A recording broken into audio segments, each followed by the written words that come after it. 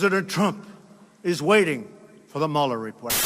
They're closing? Yes, next Tuesday. Okay, the last thing I want to be when the end of the world comes is sober.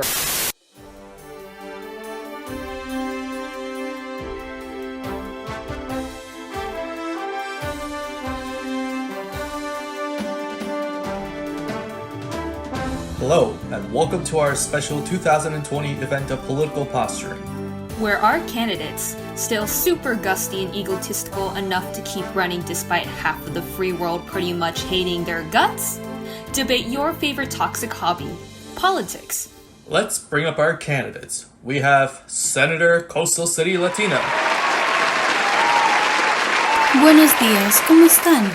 And Governor Folksy Midwestern. Howdy. And another candidate who's likely going to go down in history as that guy who messed it up for one of the other two candidates. Oh, wait. This just in. That guy had just announced on Twitter that he is dropping out of the race and has become a commentator on political pundit talk shows. #YangGang. Well, let's just go ahead and continue on with our leftover candidates. And I want to emphasize the term leftover. Governor Folksy, we're living in a much more diverse America. How do you plan to respond to this? Close the borders?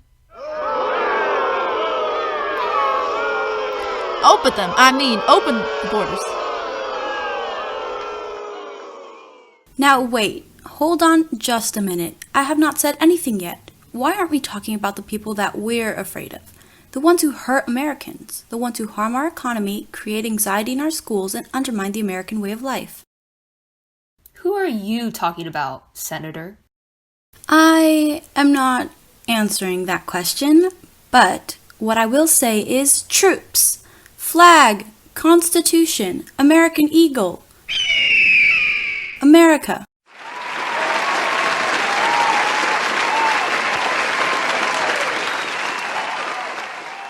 She is destroying you, Governor. Now, let me interrupt with an assertive tone and point my finger forwards like a true leader for a photo I'm sure will be on CNN's homepage. I am angry and very folksy. And also to all of my diverse Americans, si se puede.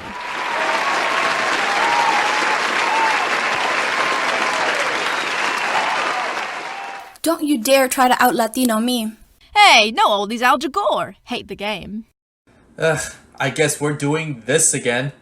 Seriously, do we really have to go through another election season? I was just starting to like my uncle again.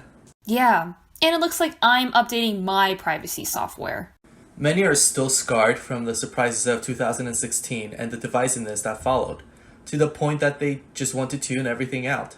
Tell me about it. I mean, I'd rather play Fortnite than listen to these two empty suits over there. Hey, don't trash talk to us. It's not our fault we're your only choices. What are you babbling about? Well, we're here because we're career politicians.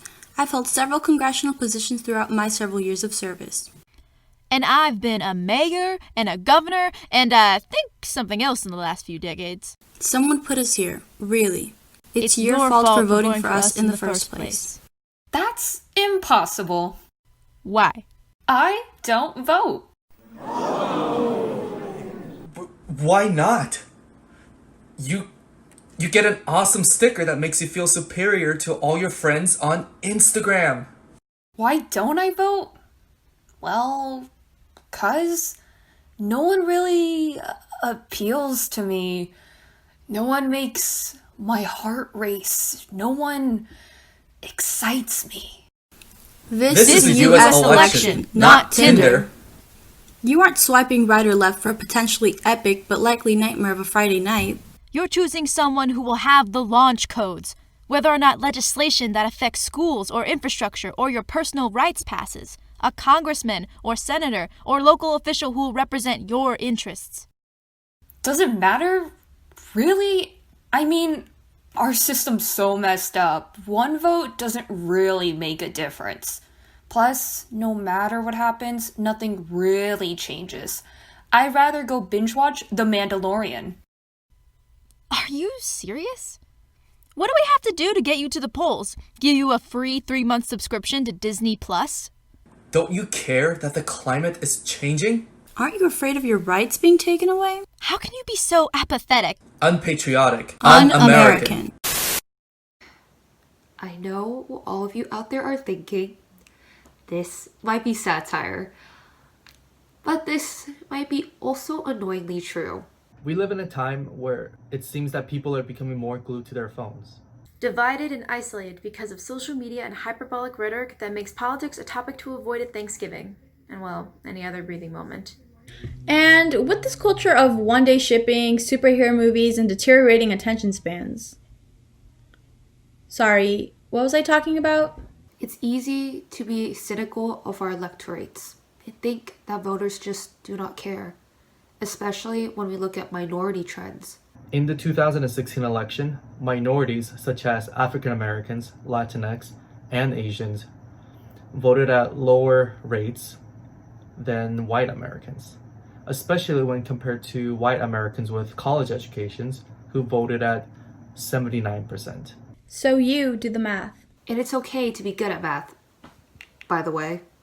With Asians already being a small population, a low voting turnout does not bode well for fair representation politically. But can we say that this is apathy? Actually, there are far more sinister forces at work here. Forces that often go unseen or even justified with questionable logic. In the end, all that happens is that the group that has always had more influence maintains that influence, while the more marginalized, the more invisible become forgotten and ignored.